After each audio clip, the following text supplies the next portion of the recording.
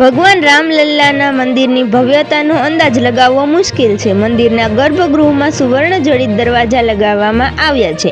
આ દરવાજાને બનાવનાર કારીગર હૈદરાબાદના અનુરાધા ટિમ્બર ઇન્ટરનેશનલ કંપનીમાંથી આવ્યા છે. આ કંપનીના માલિક શરદ બાબુએ TV9 સાથે ખાસ વાતચીત કરતા જણાવ્યું કે ખૂબ જ ઓછા સમયમાં અમે લોકોએ આ કામને પૂર્ણ કર્યું છે. શરદ બાબુએ જણાવ્યું કે આ દરવાજાને નાગર શૈલીમાં બનાવવામાં આવ્યા છે.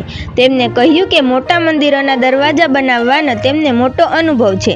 તેના આધાર પર તેમના કારીગરોએ ખૂબ જ બારીકીથી લાકડા પર કલાકૃતિઓને આકાર આપ્યો છે.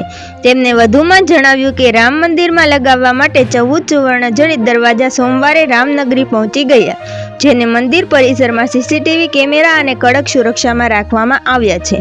આ દરવાજાઓને 15 જાન્યુઆરીએ લગાવવાનું કામ શરૂ થશે. બસ હાલ માટે એટલું જ મિત્રો. ફરી મળીએ નવી અપડેટ અને નવી ખબરો સાથે. ત્યાર પહેલા અમારા વિડીયોને લાઇક કરી ગુજરાતી ન્યૂઝને સબસ્ક્રાઇબ કરો. બેલ આઇકન દબાવી દેજો જેથી કરીને તમને નવી અપડેટ મળતી રહે.